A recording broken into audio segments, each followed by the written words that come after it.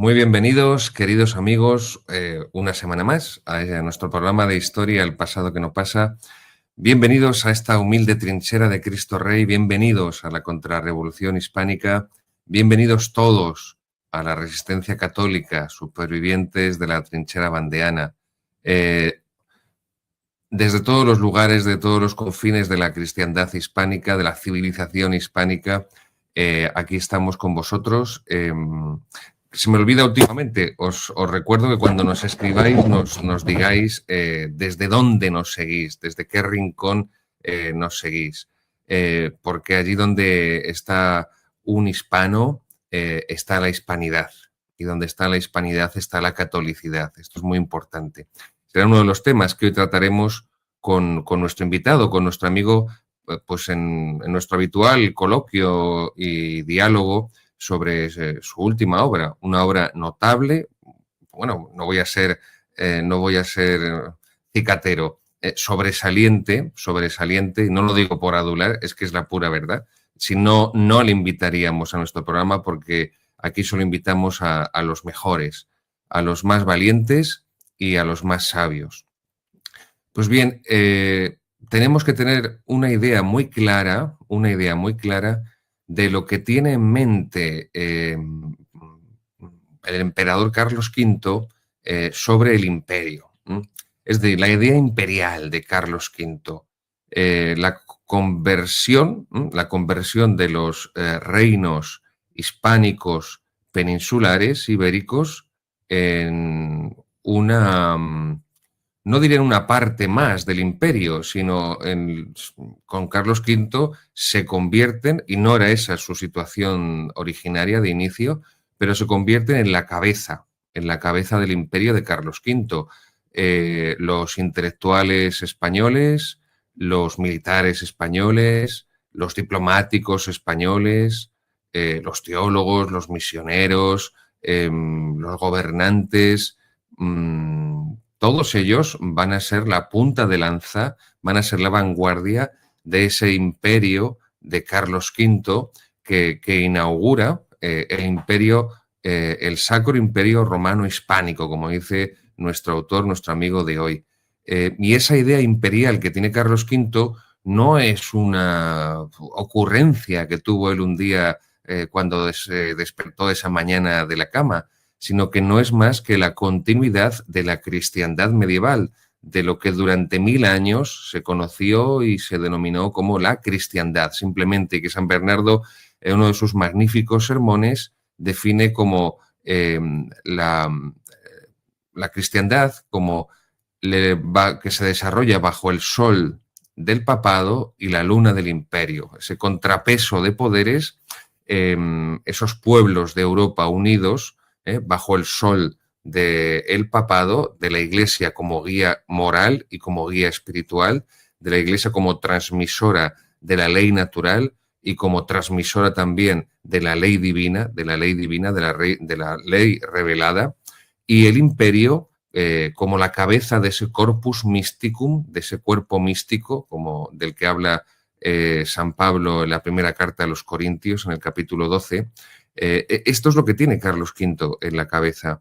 Y a esa doctrina, que podríamos incluso hablar de ella como doctrina tradicional cristiana, se opone la razón de Estado de Maquiavelo. Su obra El Príncipe, su obra Los discursos sobre la primera década de Tito Livio.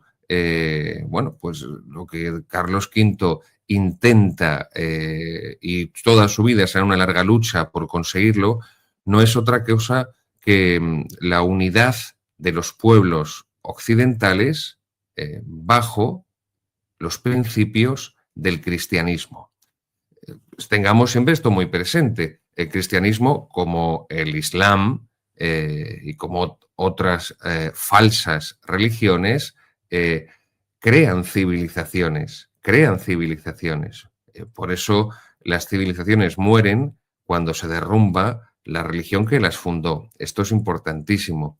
De ahí también el protagonismo que va a tener Carlos V en la convocatoria del Concilio de Trento, en 1563. Es importantísimo. Ya al Papa Clemente VII le empieza a insistir Carlos V, que sí había comprendido perfectamente lo que suponía la revolución religiosa de Lutero, la rebelión protestante, le empieza a insistir para que convoque el concilio ecuménico, el concilio universal, a fin de detener la herejía protestante. Y con su sucesor, Paulo III, seguirá insistiendo Carlos V hasta que consiga por fin que sea Paulo III que convoque el Concilio de Trento y se levante esa muralla contra la revolución protestante, que, insisto, no es solamente una revolución religiosa, es también una revolución política. Por eso la religión protestante da origen a una civilización y a una cultura de derivación, de origen, de matriz protestante, que se diferencia de la católica, como su propio nombre indica, porque protesta, porque se levanta contra ella.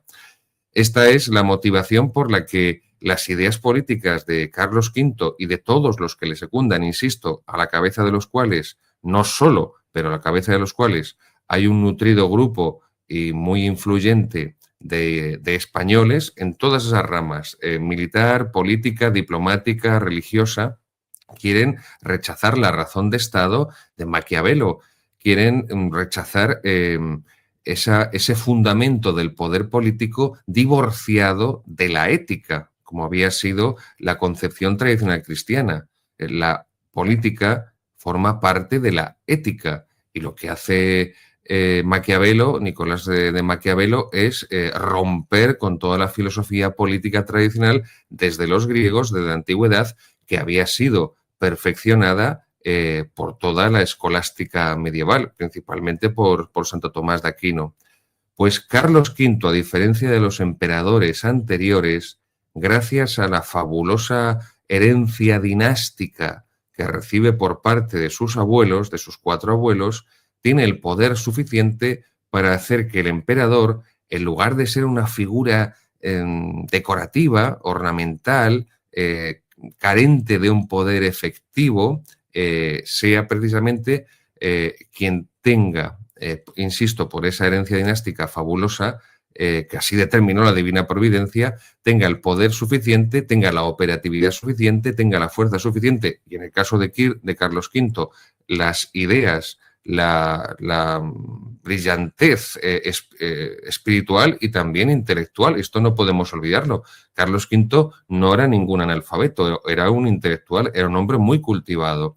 Él tiene las ideas, él tiene muy claro el fin, sabe perfectamente cuál es la misión de un emperador y más en esta época, dispone de los hombres, de las fuerzas, también, todo hay que decirlo, de la economía suficiente para levantar realmente un imperio en la cual la figura del emperador sea operativa políticamente, que no significa invasión, invadir las competencias del resto de naciones cristianas, porque eso no es el imperio católico, no es el imperio cristiano.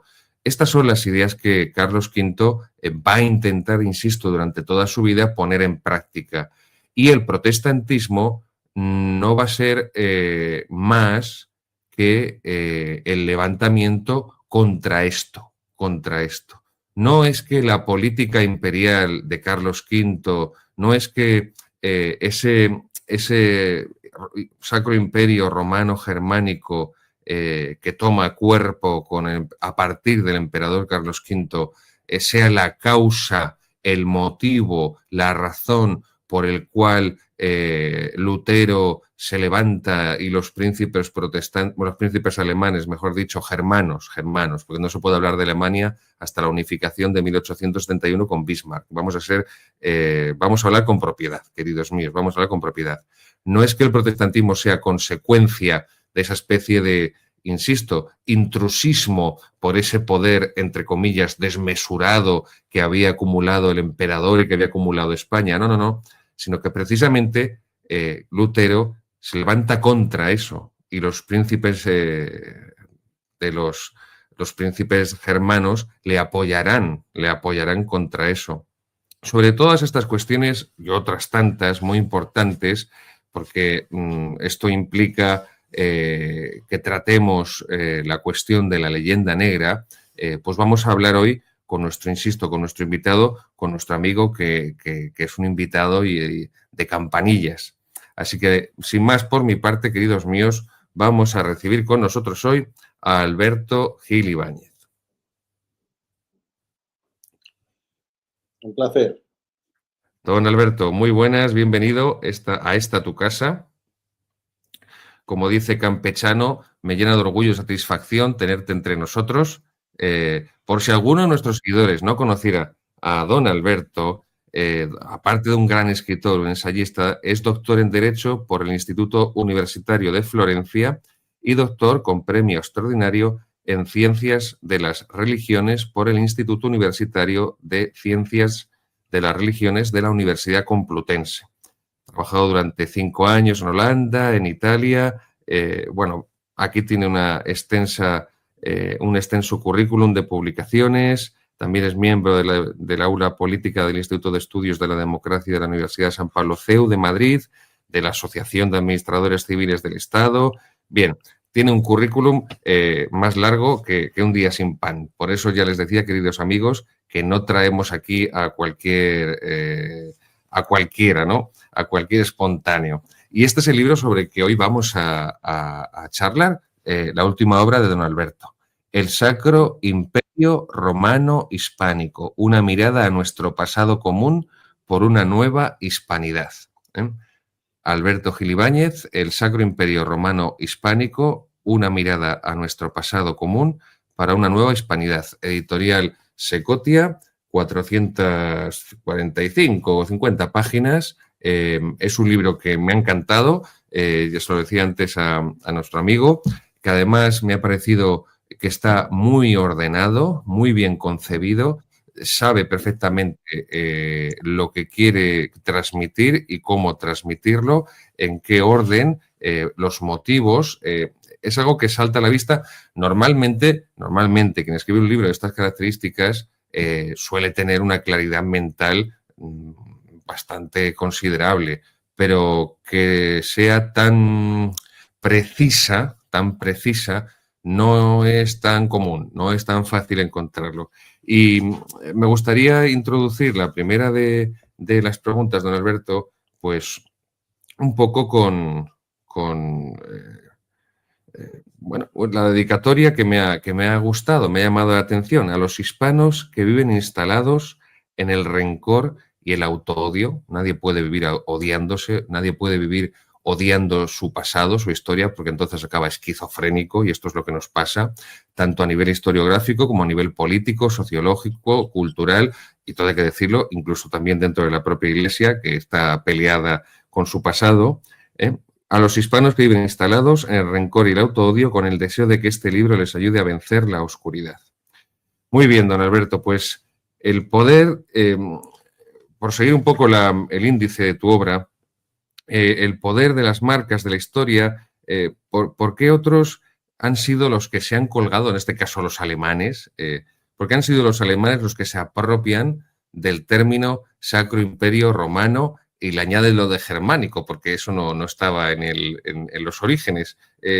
¿Por qué han sido ellos los que se han colgado esa medalla cuando precisamente son ellos los que encienden la mecha de lo que va a ser al final la destrucción de la unión de los pueblos de Europa, la ruptura de la cristiandad que comienza a hacerse operativa con la Revolución Protestante de Lutero y que va al final a culminar en la paz de Westfalia en 1648, al final de la Guerra de los 30 años, donde se sustituye la cristiandad, la unidad de los pueblos europeos bajo la fe de Jesucristo, bajo la unidad de la fe, por esto, por el equilibrio de fuerzas de los distintos países que ya se rigen por la razón de Estado maquiavélico, separada, divorciada de la ética, y que eso va a ser además, don Alberto, el germen de los nacionalismos, son unos proto-nacionalismos, incluso la propia postura de la Francia católica de Richelieu apoyando al bando protestante contra los católicos a la segunda fase de la Guerra de los 30 años, que es lo que va a decidirlo, es un protonacionalismo francés, y al final eso va a desembocar en las 2 guerras mundiales, que son 2 guerras nacionalistas. Háblenos un poco de esto, por favor. Bueno, en primer lugar, para mí es un placer y un honor estar en el programa del Padre Gabriel, no solo por la entidad intelectual que plantea, que plantea, sino por los personajes también que me han precedido en el uso de esta tribuna. Y para mí es un placer y un honor que hayas leído mi libro y encantado de estar en tu programa. El tema de las marcas, ¿por qué llego a esa conclusión? Como sabes, es mi cuarto libro sobre leyenda negra. Es un tema que empecé hace ya unos años. En principio, mi libro La conjura silenciada contra España es de los primeros que se escriben, incluso antes de Hiperofobia. Y poco a poco voy madurando una idea. ¿Por qué nosotros perdimos la batalla cultural? Porque aquí siempre ha habido una lucha geopolítica, clarísimamente, una lucha espiritual, evidentemente, pero una lucha también material por el poder. Siempre ha sido así. Yo acostumbro a decir, no sé si me corregirás, en mis conferencias, que los hispanos, que presumimos ser católicos, no leemos la Biblia completa. Porque hay un versículo de San Mateo. Jesús dice lo siguiente, San Mateo 10:16. He aquí que os envío como ovejas en medio de lobos, está escribiendo cómo funciona el mundo, y da dos consejos. Sed mansos como palomas, eso lo hemos interiorizado muy bien, queremos ser muy simpáticos, pero da otra frase, y astutos como serpientes. Esto no lo leemos, esto no lo hemos leído los católicos. Los protestantes sí, solo han leído la segunda frase, no la de mansos, ¿no? Bueno, ¿por qué? Porque ellos desde el principio han sabido hacer una cosa, que es venderse. La historia de la leyenda negra es muy clara. O sea, hay una lucha por el poder. Bueno, nadie esperaba que España, que era el último invitado, estamos dominados por los árabes, y fuera a hacer lo que hizo. Nadie lo esperaba. Aquí ni siquiera vinieron a ayudarnos con la reconquista. Unos pocos templarios y poco más, y más querían hacer pillaje los que venían de Francia, ¿no? Carlomagno, muy Carlomagno, pero no recuperó el Imperio Romano porque dejó a la provincia más importante, Hispania, en mando de los herejes. ¿Pero qué emperador es ese? Claro, que aquí cuando eres francés o alemán o cualquier cosa te ponen el adjetivo magno con una gran facilidad. Cuando eres español, no. Alejandro Magno, que gran hombre, 13 años duró su imperio, 13 años. Alberto, y eso que Carlomagno salió trasquilado también de Roncesvalles. Claro, porque decía, claro, es un tipo que ha fracasado en lo más importante, que era, bueno, recuperar la unidad del Imperio Romano, que era, coño, Hispania, es la provincia más importante de Roma, la más romanizada, la que más costó conquistar, pero luego la que más se romanizó. Entonces, ¿qué me cuentan a mí de un Imperio Romano sin Hispania? Eso no es posible, eso no es posible. Entonces, bueno, lo que pasa es que ellos empiezan a utilizar el marketing porque era lo que les quedaba. Ten en cuenta que el poder político entonces real, actual, digamos, estaba en manos del mundo hispano, porque la guerra, digamos, la guerra, que es la política por otros medios, pues estaba en manos de los tercios y en el tema naval, pues la armada también dominaba. Y además contábamos con una religión llamada católica, a partir de los reyes católicos, por lo tanto, con potencial universal. Claro, unos reyes con un poder militar tremendo, con una tecnología, que no se dice mucho, pero para llegar a América y volver, yo digo que la NASA estaba en Sevilla, porque las naves espaciales de la época, es que descubrimos un nuevo mundo habitado por gente inteligente. Nadie más ha hecho eso. Cuando se llega a un planeta y descubramos hombrecillos verdes, igual se equipara a lo que hicieron los hispanos, que era realmente conectar el mundo, que se conocieran el humano a sí mismos. Es decir, Platón y Aristóteles eran unos pringaos, no sabían dónde vivían, pero los adoramos. Bueno, pero los hispanos son los que realmente rompen eso, que se conoce el ser humano a sí mismo. Por primera vez, claro, tenemos una religión universal, un poder universal, una tecnología, un conocimiento, porque la Universidad de Salamanca también moderniza el conocimiento, y esto, claro, causa pavor en las cortes europeas, porque se pueden quedar fuera, porque hay un peligro real de que la monarquía hispánica se convierta en monarquía universal. ¿No? Lo dice Tomás Campanella en un libro con ese título, pero otros muchos también. Era una cuestión que entonces se veía, que íbamos al Pacífico, el lado español. Entonces Inglaterra, los príncipes germanos y Francia no pueden permitir eso. No pueden permitir eso. Pero venga a darnos y no nos vencen. Entonces, ¿qué pasa? Que inventan, no, redescubren la guerra cultural, la guerra de propaganda.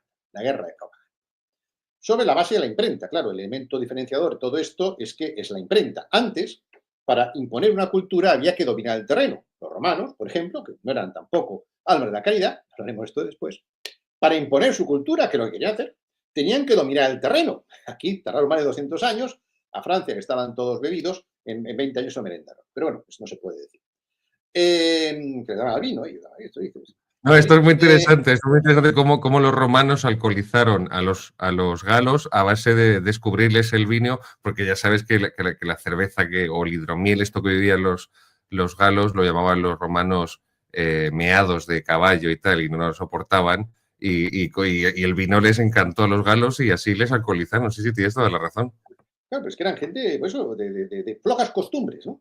Mientras que el íbero era un tipo recio, un recio que no le ganaban, salvo por la traición, ¿no? Eh,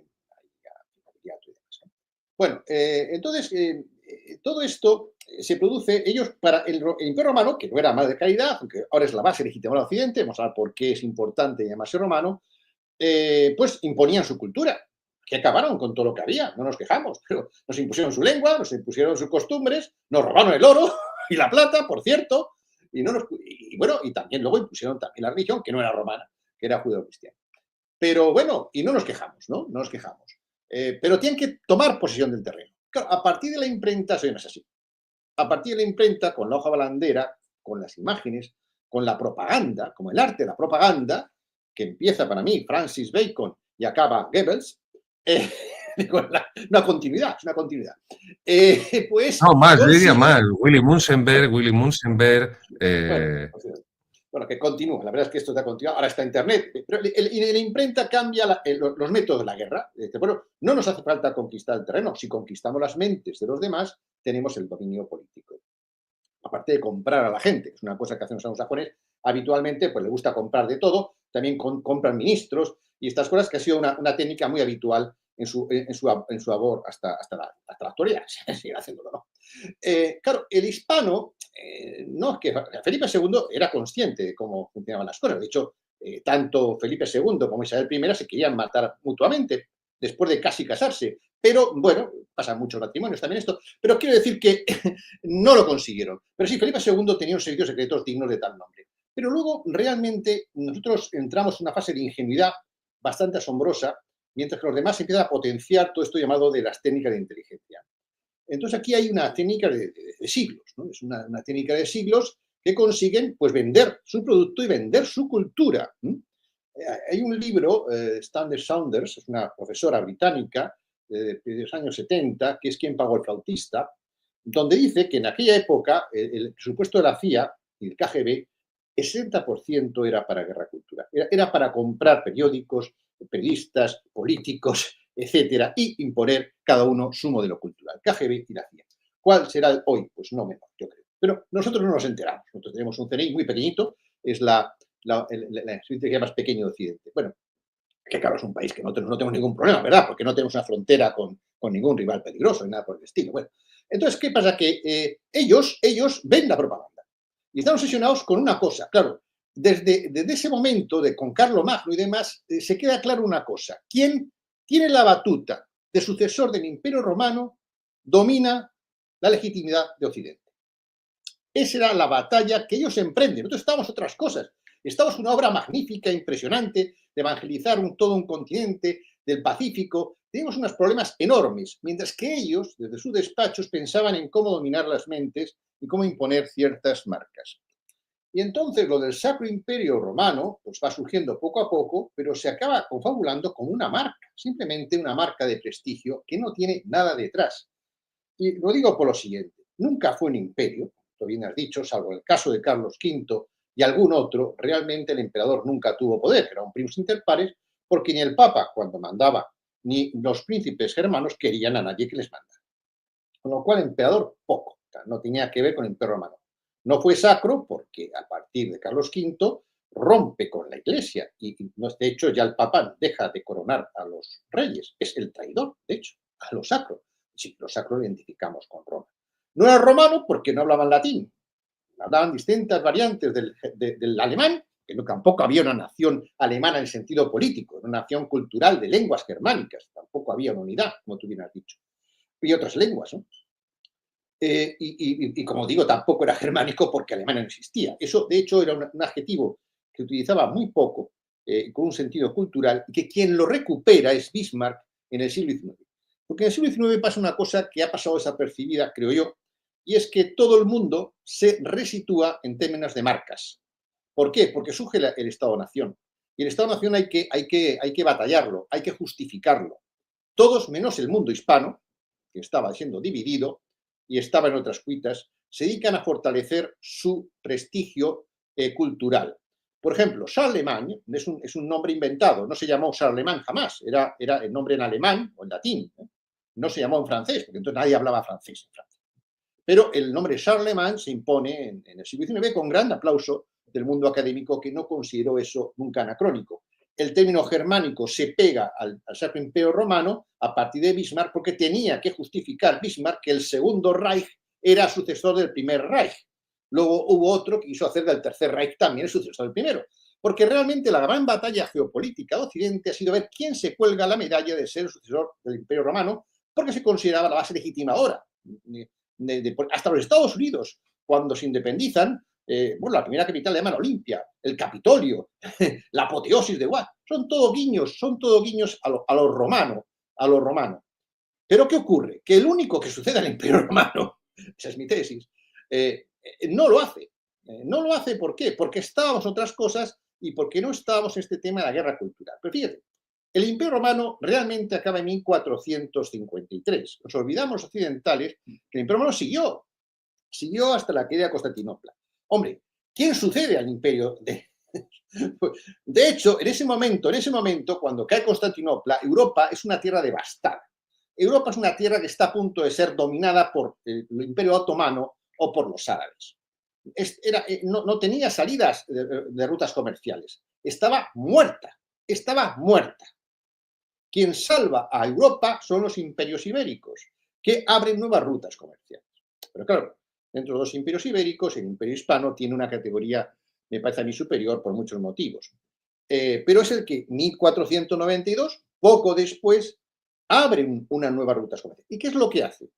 Pues lleva la cultura judeocristiana, sí, pero fundamentalmente lo que es la idea del imperio romano, la civilización romana, geográficamente la extiende a 2 lagos más, es decir, estamos en el Mediterráneo, pues vamos del Mediterráneo al Atlántico primero y luego al Pacífico.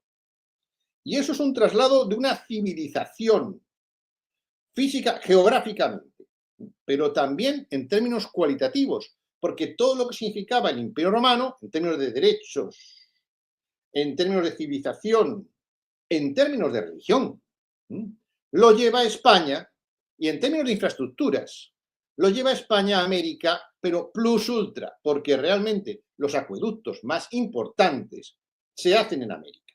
El acueducto de Segovia es maravilloso, pero los acueductos más largos se hacen en América a manos de ingenieros hispanos.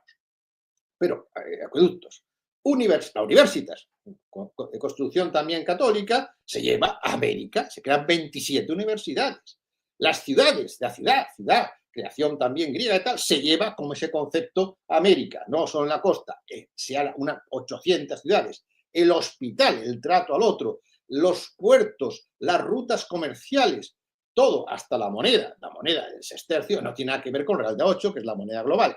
Todo eso, todo lo que fue el Imperio Romano, la obra civilizatoria que significó de lo positivo del Imperio Romano, porque tuvo cosas negativas, el Imperio Romano se le ha creado una leyenda rosa porque nos conviene a todos, pero aquí hubo rapto de Sabinas, hubo esclavitud, había la figura del expósito, si el padre no aceptaba al niño, se iba afuera y moría, hasta que no llega el cristianismo, que humaniza todo eso, pues evidentemente el Imperio Romano no era ninguna joya en muchas cosas. Pero bueno, hemos aceptado que la base legislativa de Occidente es el Imperio Romano. Bueno, todo lo bueno que hubo el Imperio Romano se llevó cualitativamente y geográficamente a América y a Asia. Y a Asia, porque a Filipinas y a otros puntos también se llevó. Se llevó esa cultura, esa civilización. Pero no tenemos el nombre. Y como no tenemos el nombre, nadie nos reconoce, porque es como... Yo pregunto, es como en el mercado, o sea, tú vas a decir, oye, ¿quién se lleva, piensa una marca ordenador? Entonces ya enseguida ya está la manzanita por ahí colgando, ¿no? Es decir, y ya dominó el mercado, ya solo piensas en esa. O una marca de cola, pues ya está Coca-Cola. Es decir, cuando dominas el mercado con una marca, da igual lo que hagas, ya has dominado el mercado. En el mercado de las ideas pasa igual. Y en el mercado de las ideas políticas pasa igual. Y el mundo hispano, que para mí, los 300 años de América Brenal es la obra civilizatoria más importante de la humanidad, y lo digo después de haberlo estudiado en este libro con mucho detalle, porque reconociendo que no hay ninguna empresa humana que no tenga un debe y un haber, evidentemente, pues no somos, como dice Puyo, no somos ángeles, evidentemente, pero juntando el saldo neto, quitando el debe al haber, para mí el saldo neto más impresionante de una obra, además de 300 años, es lo que se hizo en América. En España estábamos todo el día con guerras de religión y con bancarrotas y no pudimos realmente tener pero ahí se progresaba enormemente, en paz interior, donde ya Humboldt, cuando llega al siglo XIX, lo que hace es decir, bueno, aquí se vive mejor que en Europa, los trabajadores cobran sueldos más altos, se come mejor, las calles están más limpias, México es la mejor ciudad del mundo. Bueno, todo eso, sin embargo, se ha borrado. Se ha borrado en nuestra memoria, como los damnatio memoriae. No olvidamos que los romanos también hacían este tipo de cosas. Cuando algo no les gustaba, borraban incluso la propia historia de un emperador, ¿no? Bueno, pues esto de damnatio memoriae lo han interiorizado los protestantes. Son los que aplican la damnatio memoriae con una gran facilidad. Esto es la cancelación, que es ya algo muy antiguo, ¿no? Que se aplica sobre todo al mundo hispano. Y sobre todo lo que hay que borrar es el siglo XVI. El siglo XVI molesta muchísimo. ¿Por qué? Porque es la clave de la modernidad real, no la que dicen otros, donde el pensamiento neoescolástico, el barroco y la mística constituyen, yo creo que para mí, el momento más elevado donde llega Occidente. De ahí todo es decadencia, para mí, o al menos recuperar el siglo XVI. Y claro, para ellos, hay que borrar el siglo XVI, porque si no les rompe el relato. ¿Cuál es el relato para ellos? Que la modernidad empieza con la Ilustración. Coño, la Ilustración. Se cortaban cabezas unos a otros. Pero ¿cómo va a haber la luz de cortarse cabezas? Aparte del genocidio, la Vendée, que tú bien muy sabes. Entonces, ellos, y como dices tú bien, o sea, nosotros teníamos el imperio de la recta razón. La recta razón es el principio neoescolástico. La recta razón hace a Carlos I parar el imperio, preguntarse si era legítimo lo que estaba haciendo. Nunca más, nunca más, nunca más. Ni siquiera cuando unos señores lanzaron no una, dos bombas nucleares sobre población civil, curiosamente en dos pueblos de Japón con mayor población de católicos. Pues tampoco se plantearon si eso había sido legítimo. Es más, intenta tú discutirles que eso fue legítimo. Bueno, pues Carlos I sí lo hizo. El único caso en la historia, porque nos guiamos por la recta razón, por el humanismo, por la trascendencia, donde el modelo de hombre era el caballero, el hidalgo. Luego, ¿qué llega después de, como decías tú bien, de la paz de Westfalia? Pues la razón de Estado. La razón de Estado con la que vivimos hasta ahora y que ¿qué es? Es el egoísmo. Es la doble cara. Yo te digo una cosa, pero por detrás te hago otra jugada, porque lo que cuenta es la razón de Estado. Puedo ser mi amigo, pero por detrás voy a hacerte la jugada. No soy honesto. No soy honesto porque tengo siempre doble discurso.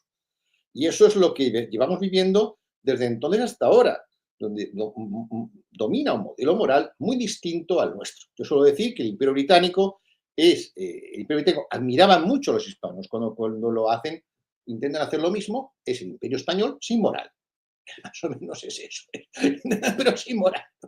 Bueno, esto es la cuestión. ¿Por qué entonces yo recupero esta marca? Dices, anacrónico. ¿Cómo sea anacrónico? Yo defino lo que era. No se denominaba así. Porque eran humildes. Y está muy bien la humildad, pero en la geopolítica a veces hay que saber jugar. Hay un dicho del póker que cuando en una mesa de póker no sabes quién es el tonto de la mesa, el tonto eres tú. Y si hay dos que hacen trampa y sigues jugando, eres doblemente tonto. España ha sido ese tonto. Si hablo de hispano bobo. Porque sabiendo que los demás hacen trampas, ha intentado jugar sin hacerlas. Esto está bien, pero eso es tonto. Eso no es ser bueno, es tonto, ¿no? Entonces, yo creo que eso hay que cambiar, estas cosas. Hay que despertar, hay que cambiar muchas cosas. Una es vendernos nosotros, hacen ellos porque nosotros no. Lo que hicimos, y para eso hace falta tener una marca de prestigio, porque si no, pues no vamos a vendernos. Pero claro, y a partir de aquí hay que defenderlo. Fíjate tú que esta gente, un licor medicinal negro, lo han convertido en una chispa de la vida. O sea que, coño, la propaganda es que hace milagros, milagros laicos, ¿no? Hay que dominar la propaganda, hay que combatir en este terreno, porque nosotros solo hacemos daño cuando se trata de pelear con otro hispano. La propaganda la manejan ahora mismo el separatismo, quizás la izquierda hispana, pero contra otro hispano. Pero contra los de fuera no sabemos hacerlo. No sabemos hacerlo. Y eso es una pena. Y hay que empezar a despertar. Para mí, una manera de despertar es ya poner una marca de prestigio a lo que fuimos, que representa lo que fuimos, porque fue un imperio, porque el emperador tenía poder, porque fue sacro, porque defendimos a Roma por encima de nuestro interés, nadie lo ha hecho nunca más. La otra potencia católica, como tú bien has dicho, Richelieu, primero Francia y luego, si acaso, Roma, y si me alío con los protestantes, estupendo, pero el primero es Francia. Y acabo con una cita de Conde Duque Olivares.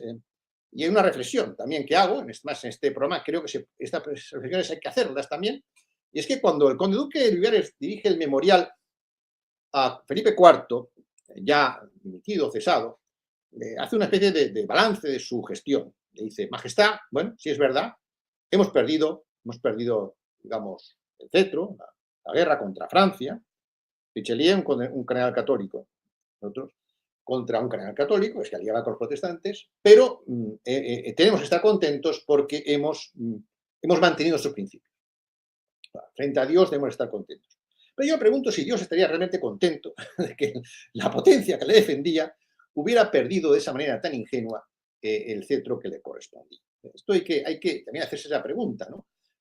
Porque yo creo que no. O sea, debimos haber hecho las cosas de otra manera y saber jugar, pues bueno, de otra manera las cosas, ¿no? Y nosotros no lo hemos hecho, desgraciadamente, y por eso nos han vencido en el terreno del relato, en el terreno de la imagen. Como puedes comentar que las películas en Hollywood arrancan Ministerio de la Cultura anglosajón para vencernos todos los días, y también en el terreno de los nombres. Como sabes, ni siquiera el nombre de América lo pusimos nosotros. Celebro todo lo que dices porque coincidimos en todo. He tomado algunas notas. Me ha gustado mucho eso de que el Imperio Británico es el Imperio Español, pero sin moral, porque me ha recordado cuando hace ya unos cuantos años, espero que no se escandalice ninguno de nuestros seguidores, cuando estaba de párroco rural en los pueblecillos, pues en verano con 40, 42 grados a la sombra, las tardes son eternas y yo aproveché uno de los veranos para leer la colección de Juego de Tronos. Y entonces me preguntó un amigo sacerdote un día que estábamos charlando y más, y me dice, ¿y eso de Juego de Tronos qué tal está? Digo, pues es como El Señor de los Anillos, pero sin moral. Pues me ha recordado a esto. Igual que Juego de Tronos es El Señor de los Anillos sin moral, pues el Imperio Británico es el Imperio Español, pero sin moral, claro, evidentemente, porque en fin justifica lo mío, la razón de Estado. Eso por una parte. Por otra, esto último que has dicho, también lo he tomado nota, y hago yo la analogía, la hago yo, tomo yo la responsabilidad. Qué distinto es el Concilio de Trento dirigido por españoles tomistas al Vaticano II dirigido por franceses y alemanes antitomistas. Y qué distinta es la Iglesia barroca que saldrá de Trento, evangelizadora, misionera, teóloga, a lo que ha venido después del Vaticano II, pero esto es de mi cosecha, de mi alforja, pero quería decirlo. Y luego, por otra parte, esto que has apuntado, evidentemente yo siempre lo he sostenido, no se puede tratar con honor a gente que no solamente no lo tiene, sino tampoco lo quiere, porque entonces es un combate desigual y ahí tienes todas las de perder. Y eso no es ilegítimo ni es inmoral. Al que te ataca con un tanque, tú no puedes defenderte con una pistola de agua. Y esto es lo que hemos hecho y esto nos va a servir de introducción al segundo capítulo.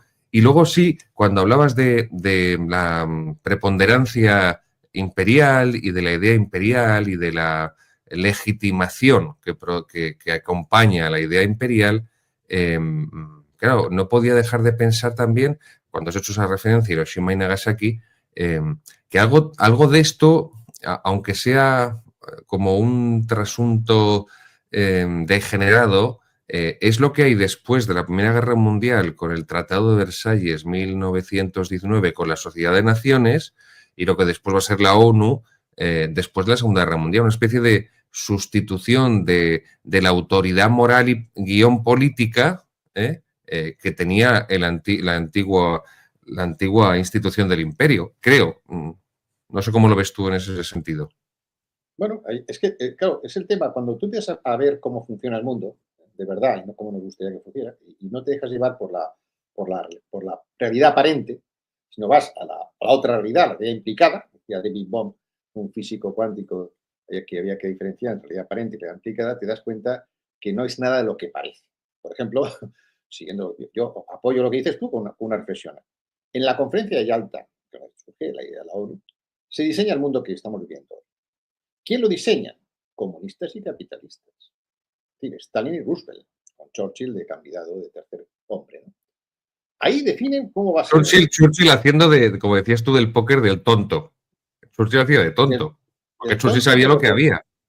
Pero también, claro, y a pesar que el gran acontecimiento del siglo XX, el gran acontecimiento geopolítico del siglo XX, además de las guerras mundiales, que hubo muchos muertos, pero geopolíticamente el movimiento más importante fue la desaparición del Imperio Británico, que ha pasado desapercibida porque son maestros, como digo, no solo en vender, sino en ocultar sus derrotas, como pasó con Vernon, que mandó el rey borrar de los registros la derrota de Vernon frente a Blas de Lezo.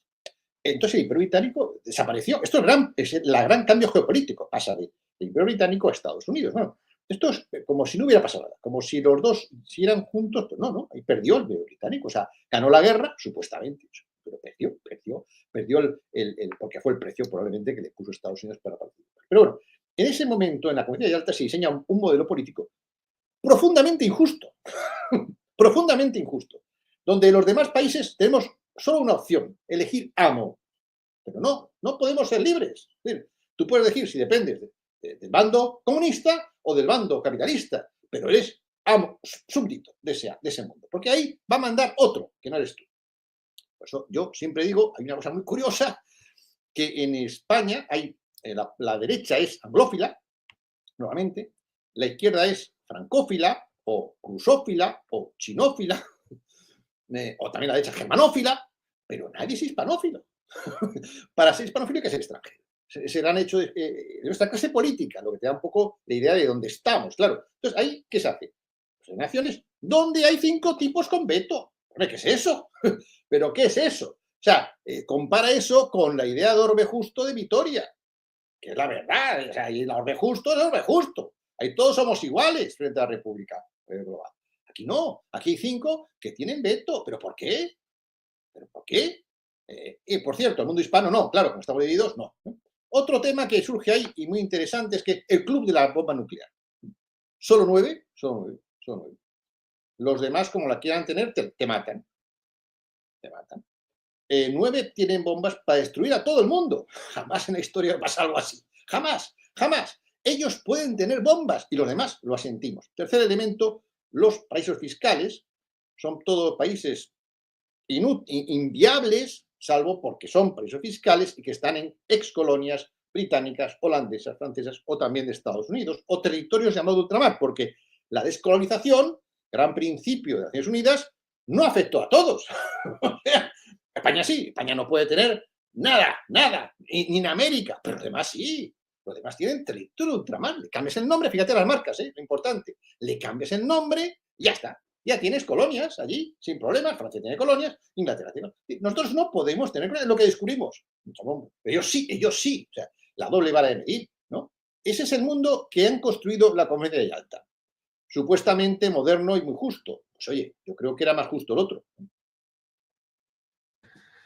Queridos seguidores, esto que acaba de decir don Alberto es importantísimo porque ahí está, como bien ha dicho, el germen del mundo posmoderno o los orígenes del mundo posmoderno. Si esa confluencia entre comunismo y capitalismo calvinista, dicho sea de paso, eso es la ideología del nuevo orden mundial, eso es el globalismo, eso es la Agenda 2030, no es otra cosa. Por eso no piensen que es una especie de paranoia tradicionalista cuando hablamos del marxismo cultural como un liberalismo radicalizado. Y yo siempre hago mucho hincapié en eso. Está el liberalismo individualista, que es el capitalismo, ese capitalismo y luego está el liberalismo colectivista, que eso es el marxismo.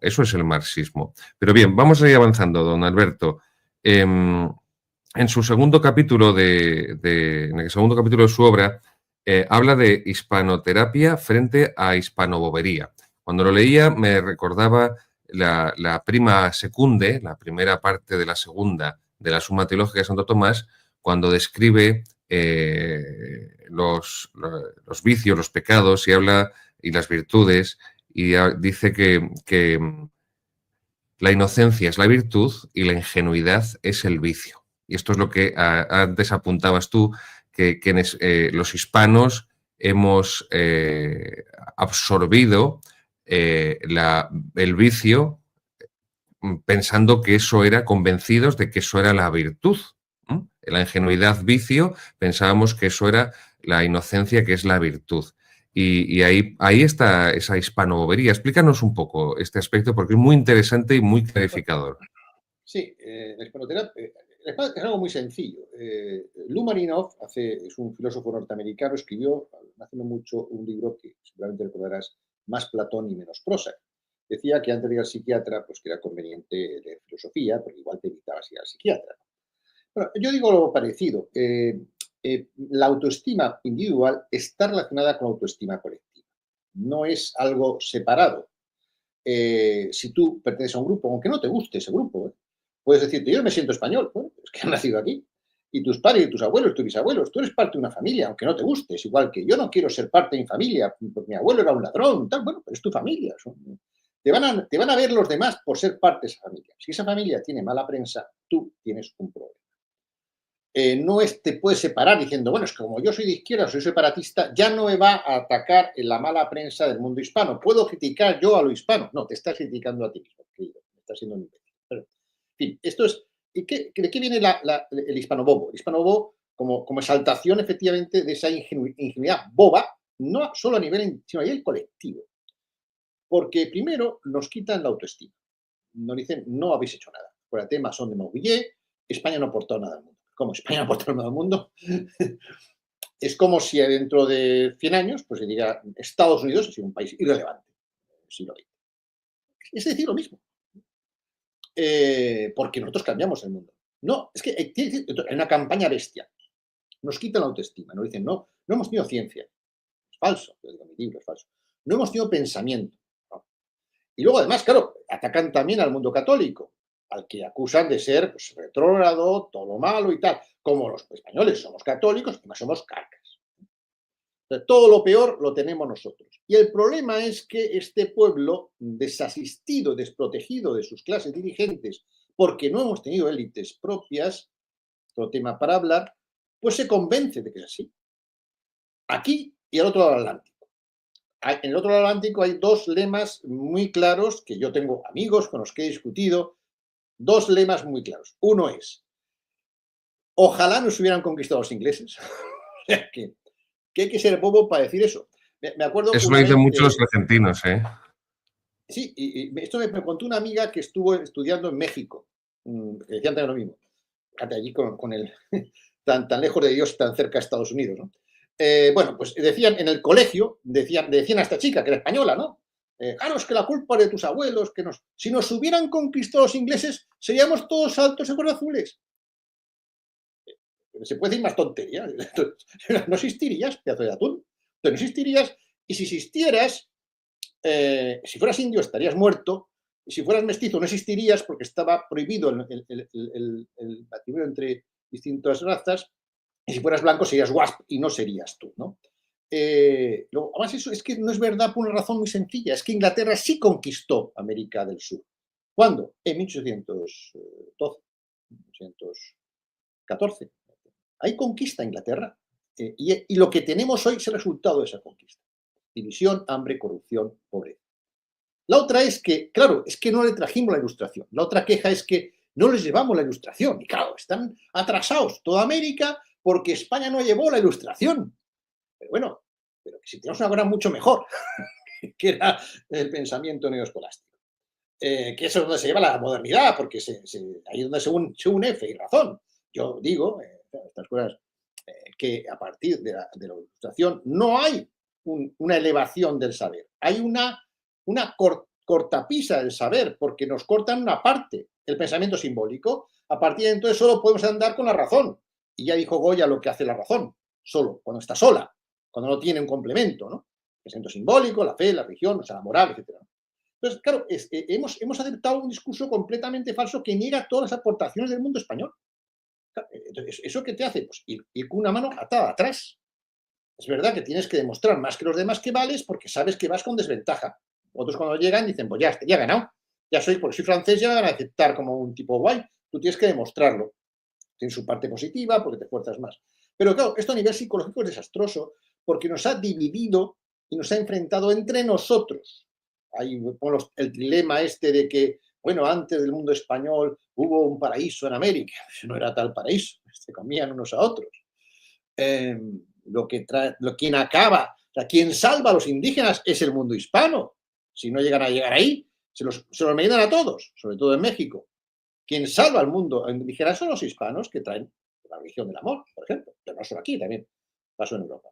Pero todo lo demás, es decir, todo está basado en falsedades, ¿no? Es que cuando los 300 años, una época negra. Luego, la libertad de los libertadores, pero si a partir de los libertadores cuando se llega al caos, la separación y la corrupción y tal, o sea, si es todo lo contrario de lo que decís, pero ese discurso lo decís todos los días, todos los días, todos los días y lo interiorizas y acabas viviendo una falsedad. Otra deriva de la historioterapia es el sentido del victimismo, que hoy está muy de moda, pero que en el mundo hispano lleva ya 200 años. Es decir, sobre todo cuando un hispano se diferencia porque soy víctima de un peninsular. Esto es una cosa que te lleva es un pensamiento muy poco empoderante. O sea, tú dependes de que un señor de hace 500 años te pida perdón, pero si está muerto. En fin, esto es como decir a un hijo que pague por los... Si los cometiera, ¿no? Pero que a un hijo que pague por los pecados de su bisabuelo. ¿Pero esto qué quiere decir? Pero sobre todo Pero, es Alberto, una... eso es muy protestante, porque piensa en Alemania cómo siguen autoflagelándose por lo que hicieron ya sus abuelos, y sigue esa psicología autoflageladora de nosotros tenemos que, y por eso Angela Merkel, tengo que meter aquí millones de inmigrantes musulmanes, a ver si reparamos aquello que hicieron, y mucho de la ascensión de Alternativa por Alemania no es solo no es solamente una reacción contra una invasión inmigratoria, en el caso de Alemania, sobre todo turca, sino que es también la generación de los nietos, de los que tienen mi edad y mucho más jóvenes incluso, 20, 25, 30, que ya dicen, mira, ya está bien. O sea, que yo veo ahí una mentalidad muy propia del protestantismo y que este proceso que tú estás iluminando creo que va paralelamente al de la protestantización de la mentalidad hispánica. Sí, puede ser, porque esto ocurre en el último siglo, o sea que puede ser justamente cuando llega, digamos, las iglesias evangélicas, puede ser, pero que lo que libera no es que te pidan perdón, lo que libera es perdonar tú. Eso es lo que libera.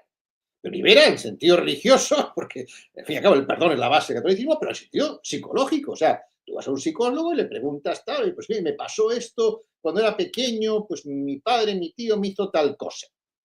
Tu padre se ha muerto. Bueno, ¿qué vas a ir toda la vida con ese tema de trauma? Pues perdona a tu padre y sigue adelante. Perdona a tu padre y sigue adelante. Pues si no, vas a estar enquistado en una enfermedad psicológica que te va a llevar al desastre. ¿Qué ha ocurrido con el mundo hispano? También americano y aquí eso mismo, es con distintos niveles, que viven en el victimismo para huir de la responsabilidad. Yo no quiero asumir la responsabilidad de que es un desastre todo esto por culpa de los libertadores. Prefiero echar la culpa a otros. Chivo expiatorio de su responsabilidad. Yo no asumo responsabilidad de mis actos, busco un chivo expiatorio al que hacer culpable de mis problemas. ¿Eso que te lleva? Al desastre, al tercer mundo. Al tercer mundo, te lleva al tercer mundo directamente. El problema no es España. El problema es lo que ha pasado después, también en España, porque hemos perdido nuestro ser, nuestra esencia, no sabemos quiénes somos, hemos perdido quiénes fuimos, claro. Si no podemos estudiar la historia ya en las escuelas, sino a partir de 1912, difícilmente podemos saber que hemos tenido los 5 personajes probablemente más relevantes de la historia como fundadores de imperios, que fueron Isabel, una mujer, Carlos, Fernando, Felipe, Canal Cisneros, mejor gobernante de la época. Esto sería un sistema que fue muy bueno, que duró 300 años, a pesar de todo, pues a pesar de los Borbones. Duró 300 años, estaba muy bien hecho. Con instituciones tan clásicas como el juicio de residencia, que era realmente una herramienta contra la corrupción bestial que hemos olvidado, la terna, o la limitación de mandatos que inventan los hispanos, porque los reyes no se fiaban de los virreyes, decían 3 años y 3, 6. Y luego, cambio de virreinato, te vuelves a España, porque no quiero que tengas un reyezuelo, ¿no? Todos esos controles del poder que había en el mundo hispano, hemos perdido todo eso, pero existía. Todo eso nos lo han hecho perder y hemos interiorizado un lenguaje tremendamente negativo que siempre es que somos nosotros los que nos tenemos que hacer perdonar y buscar fuera la solución a nuestros problemas. Yo pongo un ejemplo muy sintomático. Tú, para ser culto, no lo digo tú, en general, un español, para ser culto, un hispano, para ser culto, tiene que citar al menos 2 autores ingleses, 2 franceses y 2 alemanes. Y entonces es culto. Si cita solo 2 autores españoles y nadie más, no puede ser culto. Tenemos una gran... Esto que dices es tal cual. Yo muchas veces cuando estoy en librerías grandes, tipo pues estas grandísimas de Casa del Libro y demás, escuchas a la gente, porque yo me pongo ahí a mirar libros y me puedo tirar 2 horas, escuchas a la gente que está también como tú hojeando libros y es muy sintomático, Alberto, que priman los autores extranjeros. Es decir, encuentran un libro, yo sobre todo, por ejemplo, cuando estoy en la sección de historia, y encuentran un libro de un historiador inglés o alemán, un historiador extranjero, aunque no le conozcan, no digo que ya sea famoso, pero ven otro libro sobre la historia de España de un español y prefieren elegir al autor extranjero. Esto es muy sintomático, ¿eh? Esto, lo que decías tú sobre pues los germanófilos, los hispanófilos, esto que es muy dado en el mundo inglés de los especialistas en historia española, tipo Henry Kamen, tipo, bueno, otros tantos. Esto siempre, por eso con lo que lo comentas ahora me ha llamado la atención y lo he recordado, de hasta qué modo lo tenemos interiorizado, por lo cual un historiador extranjero es mejor que un historiador español. Hombre, sobre el Imperio Romano, ahora hay libros en las librerías españolas, números 1 en ventas, traducciones del inglés, y por supuesto el mío jamás estará entre los primeros, que no digo sean malos, Mary Beard es muy buena, pero que hay una adoración al extranjero. Yo decía juderías, pero fíjate tú, una adoración tan estúltica que es que nos lleva al absurdo. O sea, en nuestras academias se estudia fundamentalmente gente de fuera. No estudiamos a los hispanos, pero es un problema que tenemos todos, yo también. Es decir, cuando yo tenía 18 años, lo cuento un poco, no sé, es una butad que puedo contar quizás este programa, pero cuando tenía 18 años, pues hice una lista de 150 libros para ser culto. ¿Por qué? ¿Porque ya ser culto? No, porque entonces para ligar había que ser culto. Fíjate cómo ha cambiado la historia. Ahora hay que, había que aparentar ser culto, por lo menos, ¿no? Entonces hubo 75 libros de literatura, ahí sí, había libros de españoles, pero en los libros de pensamiento estaba solo Ortega y Unamuno. Pasó y no me di cuenta, lo hice sin pensar que no hacía nada raro. Cuando entro en el tema de Leyenda Negra, recupero esa lista, lo veo y digo, pero bueno, ¿cómo puede ser aquí? Estaba el libro de Bertrand Russell. Fíjate, el libro de Bertrand Russell, Historia del Pensamiento Occidental, yo me lo leí en inglés, pero lo tenía mi hermano. Entonces, bueno, pues yo estaba estudiando inglés y bueno, me lo leí en inglés. Tampoco vi nada raro. Qué bueno es Bertrand Russell, qué maravilloso. Claro, releo ese libro. Ahora, ya empoderado de hispanismo, digo, a ver cuántos españoles hay aquí. Bueno, 0. Te voy a decir que citan 2. Domingo de Guzmán, Ignacio Loyola. Pero los cita despectivamente. Los cita solo porque fueron fundadores de órdenes que sí acogieron a grandes pensadores, a condición de no ser españoles. No pueden no citar a San Alberto Magno. Pero a Ignacio Loyola, Domingo Mal, dice que son gente de mente estrecha y Bertrand Russell, pues tachado. Yo tachado. O sea, ya otro día fui a la fundación, bueno, voy a hacer una cosa que es a la Fundación del Pino, que trae mucha gente muy buena, sobre todo de fuera. También de dentro, hay Estado de Cuyo y tal, pero fundamentalmente trae gente muy buena de Estados Unidos. Cuando viene, yo ya lo descubrí en Florencia, cuando viene alguien de Estados Unidos se le pone la alfombra roja, directamente. O sea, puede ser más patán de la historia, pero alfombra roja, ya por principio tiene que ser un tío listo, ¿no? Luego no dicen nada, porque dice, ¿qué ha dicho este tío de nuevo? Nada, pero bueno, como es, pues hay que... Estoy ya viendo el libro este de Timothy Snyder. Bueno, sería interesante ponerlo por otros motivos, ¿no? Pero es que Timothy Snyder, pues, bueno, era de su libertad.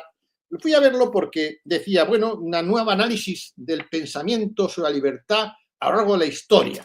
Bueno, aparte que podemos entrar en lo que dijo este hombre, pues lo primero que dijo es que Elon Musk está dando un golpe de Estado en su país.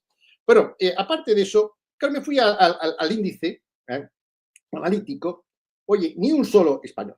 Y fíjate una cosa curiosa, porque ni hispano, vaya, y sus padres hablaban español. Él me dice que veraneaba en Costa Rica.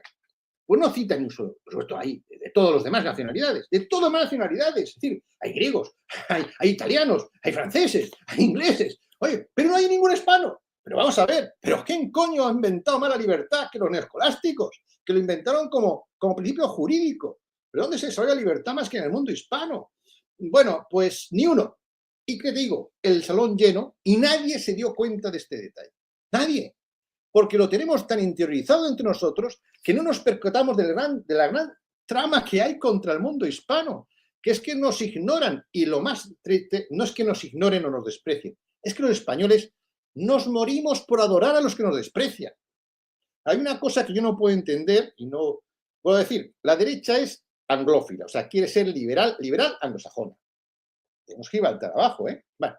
Y la izquierda quiere ser marxista. ¿Pero Marx? ¿Quién era Marx? A ver. Marx era un judío alemán que escribió en Londres El Capital. Tenía, no sé, decir, ¿por qué es un referente para nosotros? Nosotros tenemos un referente social, la ley de Burgos. ¿Sí? No podemos nosotros recuperar un pensamiento social a partir de la doctrina social de la Iglesia y de las leyes de Burgos. Por ejemplo, pongo, ¿no? Y no hay un liberalismo hispano. Es que no surge, la economía no da carta de naturaleza con la escuela de Salamanca. No podemos hablar de un liberalismo hispano. Yo digo que hubo en el mundo virreinal, hubo un modelo humanista que fue enormemente exitoso y que supo combinar la idea de libertad con la idea de justicia y la idea de comercio con la idea de comunidad. Porque todos éramos, al fin y al cabo, hijos de Dios, miembros de la Iglesia y súbditos del rey. Éramos una familia. Y ahí, pues claro, el individualismo llegaba en un momento en que frenabas. Ahí yo pongo también ejemplos en el libro de cómo incluso llegaron a pactar precios con los empresarios y de buena fe, sobre todo en los bienes de primera necesidad para que no hubiera hambre, también con una idea de que no hubiera revueltas sociales, ¿no? Este fue un modelo liberal social que funcionó, pero que nadie está intentando recuperar. Preferimos ir al anglosajón de turno, al ideólogo de turno de 300, 500 kilómetros más allá, de otra cultura completamente distinta a la nuestra, en lugar de bucear en nuestras raíces de lo que fue el mayor éxito para mí de la historia de la humanidad. Comercial también, pero político, social, económico también. Había grandes emprendedores. Todos éramos de alguna manera emprendedores en aquella época, porque el conquistador no dejaba de ser un emprendedor. Cortés es un emprendedor. ¿Por qué no valoramos a Cortés como emprendedor? O sea, tantas cosas que hemos olvidado porque preferimos copiar lo que viene de fuera. Y es un tema, como decía yo, es psicológico. Cuando tú crees que todo lo bueno está fuera, pues imagínate un católico que piense que todo lo bueno está en el mundo protestante. Bueno, así estamos. Esto es lo que ¿cómo te gusta tirar la chinita? Pues es que esto es la protestantización. Los protestantes tienen una liturgia maravillosa, así que nos cargamos la misa tradicional y imitamos la de los protestantes. Los protestantes molan. Bueno, no sé si lo sabes. El clergyman es un invento protestante. El clergyman lo inventan los protestantes para diferenciarse del clero católico que va con sotana. Luego, cuando creo que es en el año 66, 7, cuando Pablo VI permite al clero católico vestir con clergyman, los pocos que entonces vestían de cura, porque ya todos los curas dejaron de vestir de cura y empezaron a vestirse de civil, los protestantes tuvieron que inventarse otra cosa para diferenciarse de los católicos, y era el clergyman de colorines. Entonces, por eso ves, sobre todo los anglicanos, ves que va, pues este de Westminster, que va de colorines, y yo he visto de todo, de todos los colores cuando sales un poco de viaje por países protestantes, porque claro, los católicos vestían ahora el clergyman negro, así que nosotros, pues aunque sea, yo lo he visto, verde pistacho. O sea, en ese afán de copiarles está evidentemente todo esto que dices, es la pura verdad. Yo tengo además una tesis, y es que creo que debemos ser humildes. Cuando define Santa Teresa, la humildad dice andar en verdad, y la verdad es la adecuación del entendimiento con la realidad, siguiendo a San Aristóteles. Entonces, la humildad es la realidad y es la verdad. Y creo que la humanidad, a propósito de esto que decías tú, de la intelectualidad hispánica, la humanidad ha tocado techo en determinados aspectos del intelecto. Y, por ejemplo, tú antes has hablado de la mística también. A nivel de mística, a nivel de teología mística, de teología espiritual, con San Juan de la Cruz y Santa Teresa de Jesús, doctores de la Iglesia, se ha tocado techo. O sea, 500 años después nadie les va a superar. No entro ya en su en su vivencia de la unión con Dios, que no solo eso, sino en su capacidad para ponerlo por escrito, para transmitirlo. Y de ahí la elegancia de su literatura, siendo tan distinta la de uno y la de otra. Eso no se va a superar. O sea, y eso evidentemente va contra el mito del progreso indefinido, el progresismo de la Ilustración, no se va a superar. Y a nivel teológico, no se va a superar a Santo Tomás de Aquino. Aunque desde el Vaticano II especialmente, la propia Iglesia ha renegado de Santo Tomás, y la teología moderna, la teología nueva, la Nouvelle Théologie, como antes decía, son antitomistas, pero es que esa teología hace aguas por todos sitios, nos lleva, como decía Garrigou Lagrange, ¿dónde lleva la teología nueva, la Nouvelle Théologie? Al modernismo, a la herejía. Entonces, esa teología tomista de Santo Tomás, que no es más que la perfección de toda la teología patrística y medieval, y que, como tú bien apuntabas, los neoscolásticos hispanos profundizan en ella y le sacan todavía, le exprimen más todavía toda la sabiduría que tiene, pues yo no digo que no pueda haber avances en teología de ningún modo, pero lo que estamos viendo en la Iglesia desde hace más de 60 años es una decadencia teológica inmensa, que esto también lo relaciono con lo que tú decías, que es la pérdida del liderazgo en la primera generadora y el primer motor de hispanidad, que es la Iglesia Católica. En el siglo de oro, como tú bien decías, la intelectualidad es una intelectualidad católica y en gran medida de clérigos. Esto ha desaparecido por completo. Y ha desaparecido por completo porque hemos abandonado al gran faro del pensamiento católico, que es Santo Tomás, y a nivel espiritual estamos como estamos degradados porque hemos perdido, se desconoce por completo a los grandes maestros hispánicos de la mística, pero bueno, no me voy a ir por ahí.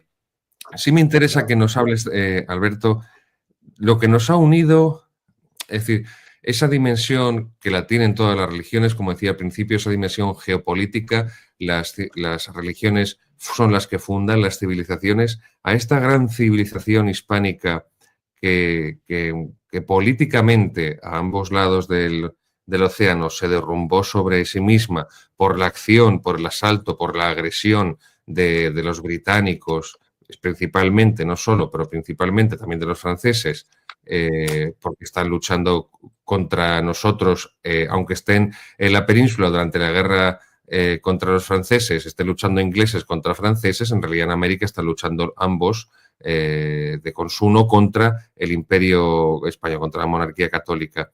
Pero en esa civilización hispánica, lo que nos ha unido, lo que nos separa, lo que todavía nos une, lo que puede ser gérmenes para una reconstrucción, para una restauración, o simplemente estos son ensoñaciones románticas e idílicas de un puñado de frikis que se llaman hispanistas, que nos llamamos hispanistas y que pretendemos huir de la realidad tan desagradable que vivimos y cada día en mayor medida recreando una quimera que no puede suceder.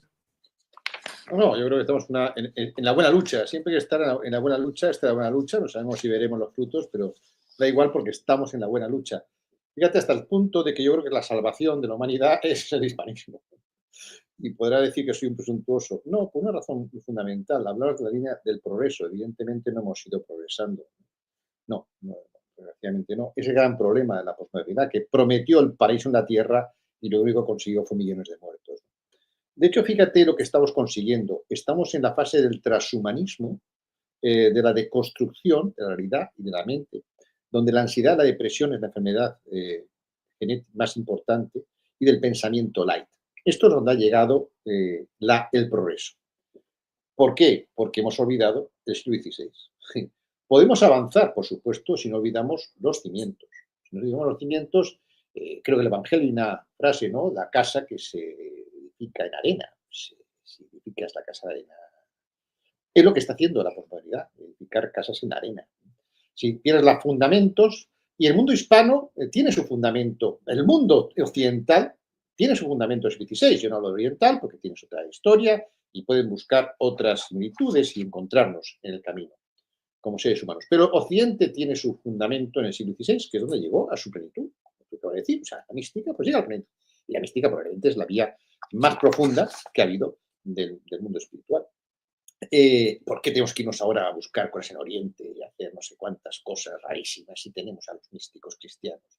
No solo los místicos cristianos, porque en la península también estuvo la cábala y el sufismo, pero bueno, los místicos cristianos, evidentemente yo creo que Santa Teresa Maquiavelo es el culmen de ese movimiento. Lo tenemos aquí, vamos a buscar ya. Porque nos lo han borrado, nos lo han borrado, nos lo han borrado. Entonces, bueno, a ver, resumiendo, efectivamente hay algo que nos unió y lo ha separado del hombre. ¿A qué me refiero con esto? A la parte romana hispánica, es decir, hubo un buen gobierno que ya no está. Hubo leyes ejemplares que ya no están. Hubo una ilustración hispana, no la francesa, que hemos olvidado, porque el siglo XVI ha sido cancelado.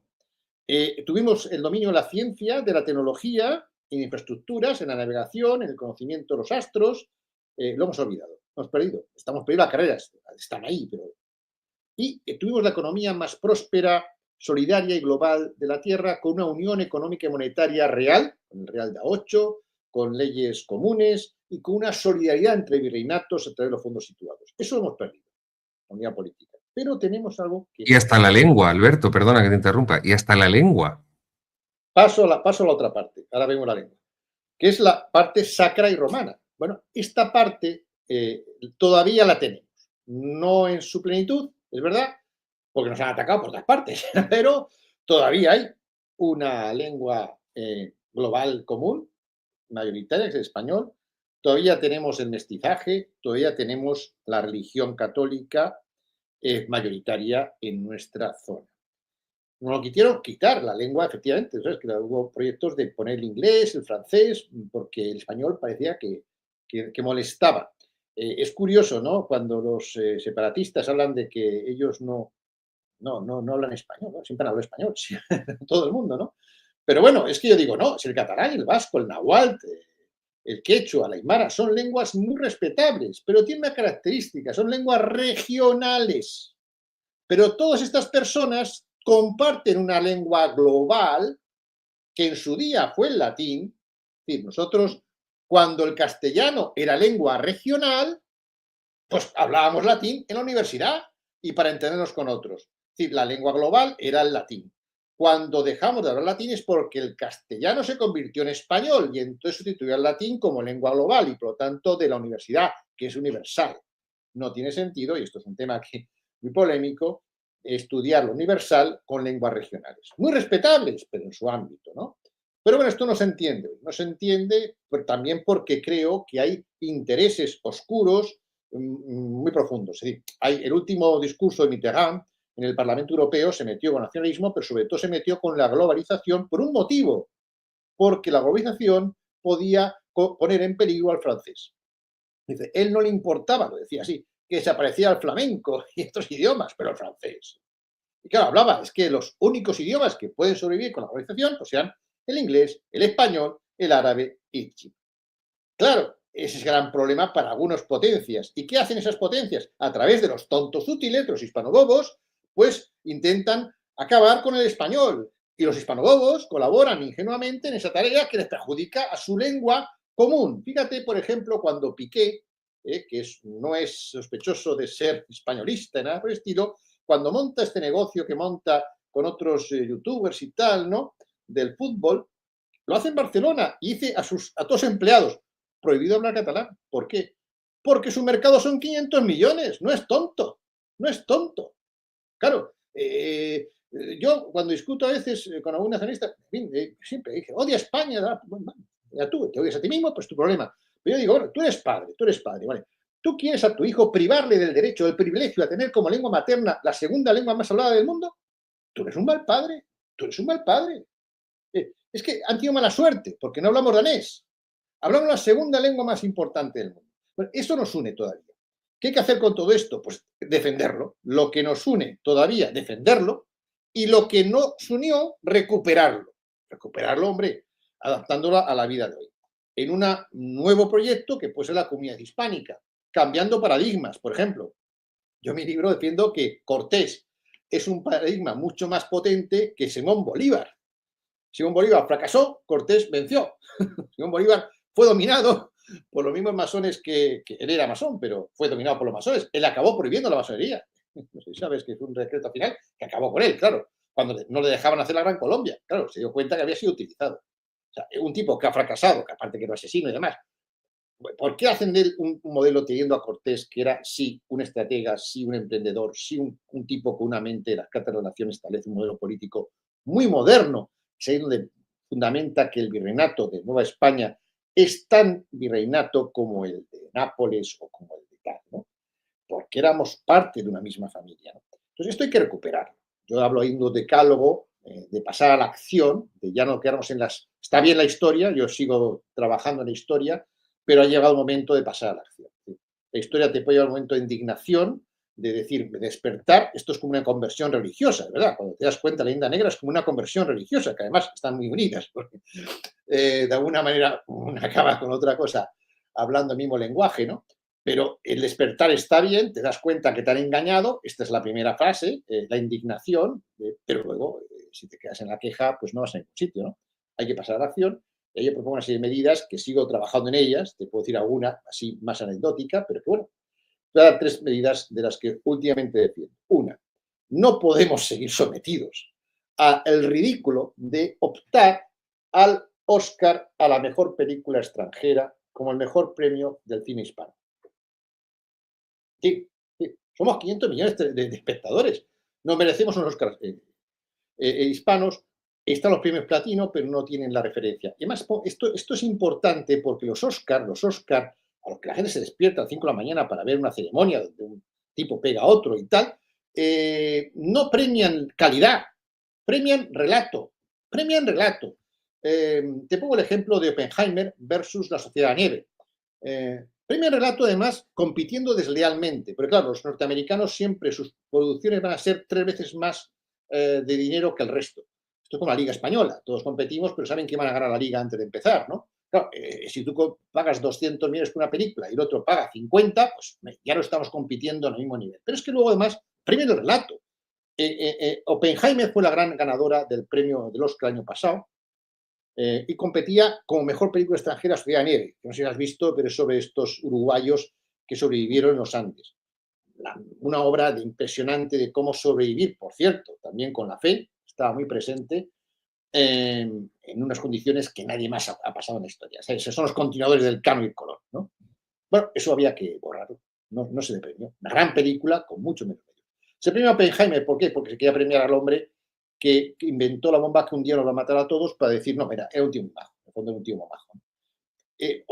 Bueno, lo que tú decías antes, Alberto, para legitimar lo que hicieron Hiroshima y Nagasaki, cuando Japón ya estaba planteándose la rendición, que además la bomba de Nagasaki la lanzan, pero bueno, toda esta cuestión, y lo que tú muy bien has apuntado antes, para que todo el mundo olvide que ni siquiera moralmente se plantearon si lo que iban a hacer, porque ya habían hecho las pruebas en México, si lo que iban a hacer era medianamente moral, porque eso ahí podríamos entrar también. Sé que es un tema muy amplio, pero simplemente doy una pincelada. No, Los bombardeos aliados sobre las ciudades alemanas, donde solo había civiles, porque todos los hombres estaban luchando en el frente. Ahora, el 80 aniversario va a ser ahora de Dresde. Ahí donde está la reflexión moral de británicos y norteamericanos. Sabían que ahí no había tropas, estaban luchando en el frente las que quedaban dispersas. Ahí no ha habido lo que tú muy bien apuntabas cuando Carlos V da la orden al Consejo de Indias de que se paren las conquistas y se llega a la controversia de Valladolid para juzgar moralmente la acción política española en América. Es que esto tiene muchas ramificaciones, queridos seguidores, y si se dan cuenta, si lo perciben, porque son inteligentes, no lo dudo, porque por eso nos están mirando, nos están viendo, nos están siguiendo, si no, no nos seguirían, estarían siguiendo pues eso, pues a gente tipo, como ha dicho Alberto, tipo Piqué. Hay unas ramificaciones porque la historia está unida a la historia política y la historia política conlleva una historia moral o una historia inmoral o una historia amoral. Por eso lo que nos está apuntando don Alberto es tan importante. Claro, fíjate que además, de hecho, nos han borrado la figura del héroe o del referente histórico de la educación, pero la han sustituido por el cine. ¿Mm? Ya no estudiamos en la escuela a los grandes hombres y mujeres que tenemos a mansalva. En su lugar vamos a ver los héroes de Marvel, que son todos falsos. O Sherlock Holmes, que tampoco existió. O James Bond, que tampoco existió. O el Rey Arturo, que tampoco existió. Y no tenemos películas de grandes héroes de verdad del mundo hispano. Esto es como manera de lavar el cerebro para colarnos lo que quieran. O sea, con Hollywood pueden blanquear cualquier acción, hasta convertir a Dunkerque, que fue una derrota miserable, en una gran victoria moral. Porque con 200 millones de dólares haces lo que quieras. Es que yo me da 200 millones de dólares y yo te hago una gran película. Es que, como tiene dinero, pues. Entonces, claro, es tan importante los Oscars que hay que tener Oscar hispanos. Otro grado de humillación genuflexa son nuestros cocineros, los chefs, llamados chefs además, cuando van de rodillas, a menudo, a que les cuelguen un neumático francés en la cabeza para decir que cocinan muy bien. Yo realmente, pues pueden ser buenos cocineros, pero realmente de autoestima deben estar muy bajitos, porque además creen que para cocinar bien hay que convertir sus cocinas en laboratorios de química. Pero si tenemos la mejor cocina del mundo, si trajimos nosotros productos del otro lado del Atlántico y los llevamos allí para hacer la cocina internacional, ¿pero qué tenemos que aprender de estos franceses que hacen el filet mignon que no lo encuentras? Y por favor, no creamos unos premios gastronómicos hispanos. Es muy sintomático, teniendo la mejor cocina del mundo, que tengamos que ir a Francia para que además hacemos publicidad gratis de neumáticos. Es algo Y que increíble. otras cocinas dependen de nosotros. O sea, por ejemplo, estuve no hace mucho dando una conferencia en Bélgica y algunos me hablaban, me ponderaban, porque es verdad, de la calidad del chocolate belga. Todo lleno de tiendas de chocolate por todos sitios. Me recordaba Toledo, solo que en lugar de tiendas de espadas eran tiendas de chocolate. Claro, y yo les hice esa reflexión. ¿Quién trajo el cacao?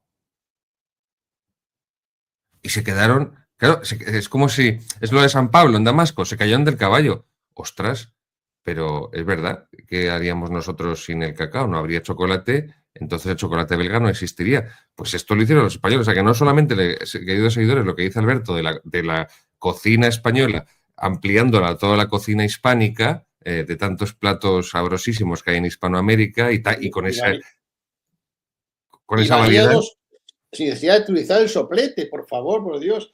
Pero la pommes frites, pero ¿quién ha tirado pommes frites? ¿Quién ha nacido de dónde ha nacido la pommes frites? ¿Verdad? Pero es que lo malo es que lo aceptamos. O sea, ese es el gran problema del hispano, el hispano-bobo. Lo llevamos todos dentro. Lo aceptamos y se van encantados todos a comer la bazofia de las hamburguesas de Mugre King y de McDonald's y demás. En fin, sí, perdona, sigue. Es que, claro, a medida que vas hablando, no paran de venirme todo esto a la cabeza.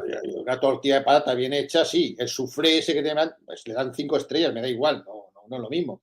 No es lo mismo, la imitación que la realidad. Pero, y el tercer campo, los premios Nobel. Claro, dicen, es que los españoles tenemos pocos premios Nobel. Claro, que lo dan ellos. Lo dan ellos. Aquí se lo van a dar a ellos mismos. De vez en cuando dan un español para cumplir, para disimular que son justos. Pero no. Un ejemplo reciente fue este Mojica, este catedrático de Alicante, que es el que inventa el CRISPR, que es la técnica de edición de genes, ¿no? Que por cierto dio lugar luego a las vacunas de quinta generación esta del COVID. Bueno, pero la técnica es notable, la inventa él, la descubre él, llega al premio Nobel, le dan a 2 mujeres seguidoras suyas de Estados Unidos.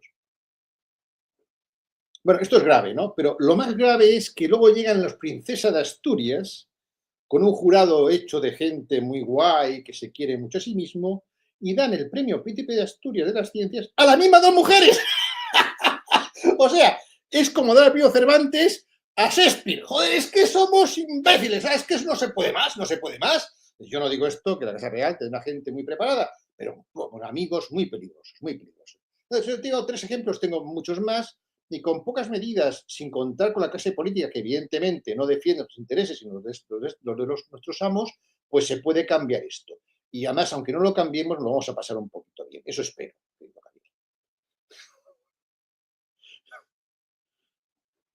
Hay un epígrafe en el capítulo 10, antes de concluir de la segunda parte, con esto quiero un poco que concluyamos. No te quiero robar más tiempo, Alberto, que eres un hombre muy, muy ocupado. Y me ha llamado especialmente la atención, me ha parecido muy certero tu juicio, tanto a nivel histórico como a nivel interpretativo. Capítulo 10, Moral y Religión, el epígrafe 3, y Roma tuviera que pedir perdón al mundo hispano. Háblanos un poco de esto ya para cerrar esta visión de tu obra, que insisto, en felicitarte por ella.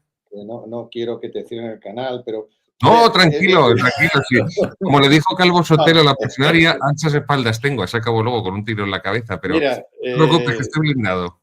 ¿qué pasa con Roma? Hay que diferenciar entre religión y poder, ¿eh? No hablamos de religión católica, hablamos del poder vaticano, por simbolizarlo así, ¿no? El poder vaticano. Pues que España dio su sangre y su alma por Roma, por la religión, pero también por Roma.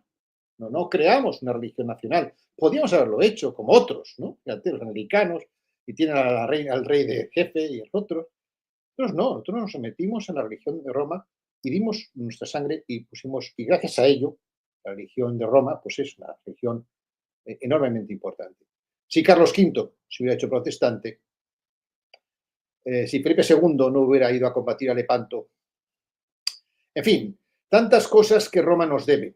Y sin embargo, fíjate, estaba poniendo un tuit el otro día, no quiero meterme con tus jefes, pero bueno, el tema del español. ¿Sabes Al qué lugar? contrario, te invito a ello, te invito a ello. Yo soy el Que primero que lo practico. no, pero es por defender la hispanidad, no me meto con nadie, es por defender la hispanidad.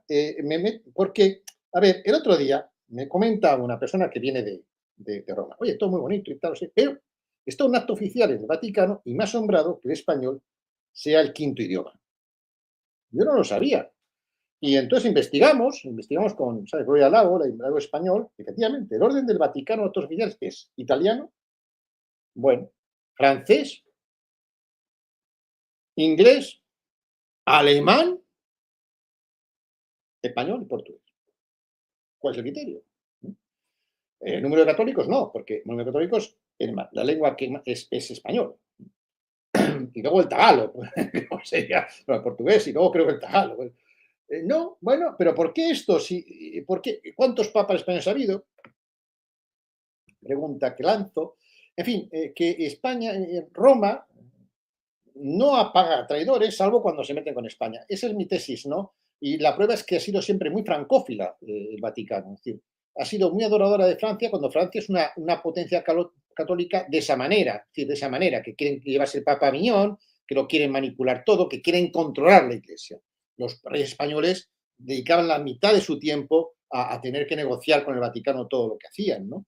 Es otro tipo de monarquía. Hemos sido fieles a Roma y no nos han pagado el precio que nos merecíamos. Y la última prueba, no quiero poner más, pero todo esto sin hablar de fe, hablamos de poder, es la actitud de la Iglesia oficial frente al separatismo español. ¿No? Y también el indigenismo, estas últimas del Papa que, sabes, no era así antes, ¿no? El Orgullo tiene una carta suya que no era así antes de ser Papa. Pero bueno, esta ceguera de no valorar la evangelización y valorar ahora movimientos que están dirigidos por nuestros enemigos y que no defienden el interés indígenas, esto lo demuestra también en el libro, sino que utilizan a los indígenas para hacer daño al mundo hispano. Pero los indígenas españoles, o sea, apoyar desde sectores de la Iglesia el separatismo catalano, vasco, en fin, con todo lo que ha hecho España, a mí me parece que eso no es caridad cristiana. Pero bueno, es mi humilde opinión. Es mi humilde opinión. Es más que una opinión, Alberto, es una realidad documentada, es una realidad fundada en los hechos históricos y es así, es así. Además, tiene razón que el Vaticano siempre ha sido muy francófilo y es verdad, esto, ya no solamente, queridos seguidores, hay que diferenciar, como hacía don Alberto, entre religión y poder y demás, sino que también hay que diferenciar, entiéndanlo bien, desde una sana eclesiología católica, el papado de la Iglesia. Es decir, la Iglesia es el cuerpo místico de Cristo, insisto, 1 Corintios capítulo 12, pero no es el cuerpo místico del Papa. Es decir, por ejemplo, que los papas pueden tener su política, pero eso, aunque sea en la cabeza de la Iglesia Católica, no implica que subsuman y fagociten a toda la Iglesia. de modo que, por ejemplo, Clemente VII puede pactar con Francisco I contra el emperador Carlos V, de ahí vendrá el saco de Roma, 1527, pero claro, lo que está haciendo ahí el Papa, Clemente VII, no es la Iglesia Católica, porque en España hay una iglesia que desde Cisneros o desde Mendoza está claramente apoyando la unidad hispánica, la monarquía federativa y misionera. Miren el escudo de España, que es el escudo de España, una federación de reinos, un conjunto de reinos. En definitiva, esto, una nación de naciones y los virreinatos de los que hablaba antes don Alberto. Esto es federativa y misionera, como muy bien señalaba también Alberto. Y esto es lo que hace la Iglesia. Y lo que hace la Iglesia en España, patrocinada por delegación papal, por la corona, el patronato real. ¿Y qué es lo más contrario al universalismo, a la universitas cristiana, al universalismo, que eso es el catolicismo, la universalidad, la unidad de la universalidad? El nacionalismo. El nacionalismo. Por eso donde el nacionalismo, que es una religión sustitutoria, una religión secular, porque es lo propio de la ideología, donde el nacionalismo ha triunfado, ha sido gracias a que ha pisoteado la religión católica, y eso es la situación religiosa de Cataluña, es la situación religiosa de Vascongadas y es la situación religiosa de buena parte, casi, pero bueno, vamos a ser benévolos, Alberto, de buena parte de Alemania, de buena parte de Francia, porque no olvidemos que a partir de la Revolución Francesa el nacionalismo está más que presente, y eso es Napoleón. O sea, no piensen que el nacionalismo... Hay un poco, Alberto, esa idea en el subconsciente. No me gusta utilizar terminología del pervertido de Freud, pero bueno, en el subconsciente colectivo hay esa idea de unir nacionalismo a derecha, ¿no? Y se condenan los nacionalismos con la excusa de que son de extrema derecha, y se pone como ejemplo, por supuesto, a Hitler y a Mussolini y demás, pero se olvida algo muy importante, y es que nunca se condena el nacionalismo francés, porque es un nacionalismo jacobino, es un nacionalismo revolucionario y es un nacionalismo masónico, y eso es lo que va a exportar Napoleón, y eso son las Cortes de Cádiz de 1812, y eso es Bolívar, y eso es San Martín, eso es O'Higgins, eso es Miranda, eso es todo lo que se va, todo ese veneno que se va a llevar a los virreinatos de ultramar, y eso es lo que va a producir que la separación, la emancipación de esos virreinatos de la península, la ruptura de la monarquía hispánica a ambos lados del Atlántico, esas naciones emancipadas se constituyan con el derecho político revolucionario, francés, ilustrado, pero con el derecho político nacionalista, que luego va a generar entre ellos las continuas guerras civiles. O sea, es muy importante, queridos seguidores, el libro de don Alberto, yo cuando lo leía, la imagen mental que me venía a la cabeza era la de las ramas de un árbol, cuando no deja de abrirse, no deja de abrirse, y un personaje, un proceso que le está analizando, te lleva a otro y te lleva a otro y te retrotrae al pasado, pero te abre una ventana también a la situación contemporánea. En fin, don Alberto, enhorabuena.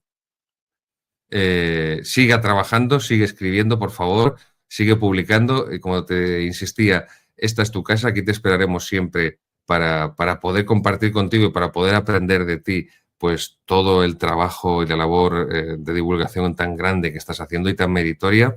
Queridos seguidores, lo puede poner en pantalla nuestro realizador, Alberto Gil Ibáñez, El Sacro Imperio Romano Hispánico, una mirada a nuestro pasado común para una nueva hispanidad. Alberto Gil Ibáñez, El Sacro Imperio Romano Hispánico, una mirada a nuestro pasado común para una nueva identidad, editorial Secotia, Así que, Alberto, por mi parte, la palabra es tuya y cierra tú. Para cerrar, voy a cerrar con unos gestos que igual llaman la atención a los espectadores, pero bueno, es algo que creo que el hispanismo es algo mucho más que historia, es un tema de un cambio de cosmovisión. Nos han separado los que las élites nos quieren divididos, al mundo hispano y al mundo y al ser humano. Unos levantan el brazo, otros levantan el puño, nosotros creamos lazos porque juntos crecemos más fuertes. Muchas gracias, padre. Muy bien, Alberto. Queridos seguidores, recordad reenviar este vídeo, este programa, familiares, amigos, compañeros de estudio, de trabajo, vecinos, por favor. Lo que hemos podido asistir hoy con don Alberto, este análisis geopolítico, este análisis intelectual, filosófico, teológico, historiográfico, económico, científico, todas las cuestiones que han salido en esta conversación, es un privilegio poder tener a maestros así que nos enseñen, es un privilegio poder escucharlo en tu casa, en el ordenador, en el teléfono, mientras estás comiendo o estás haciendo no sé qué, y estás recibiendo un conocimiento sin exagerar, con el rigor académico propio de la universidad, desde tu casa, y si me apuran hasta gratuitamente.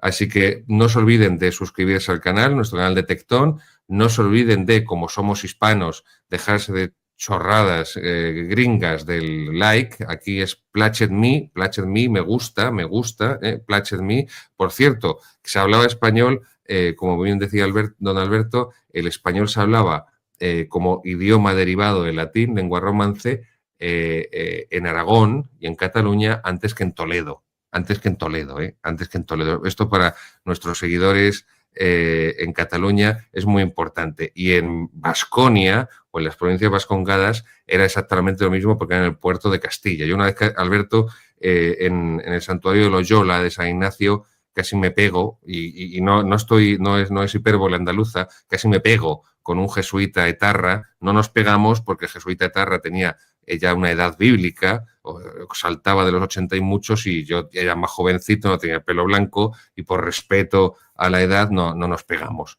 Pero era un jesuita etarra, y no paraba de, cuando nos enseñaba el Museo de San Ignacio, de Íñigo, Iñaki, Íñigo, en la corte papal, tal. ¿En qué idioma hablaba San Ignacio cuando yo estaba en Roma, cuando estaba en Alcalá? ¿En qué idioma? ¿En vascuence? Pero bueno, recuerden que les encomiendo a todos mis pobres oraciones y la celebración de la Santa Misa, y acabamos con la bendición. Benedicat vos omnipotens Deus, Pater et Filius et Spiritus Sanctus. Amén. ¡Viva Cristo Rey!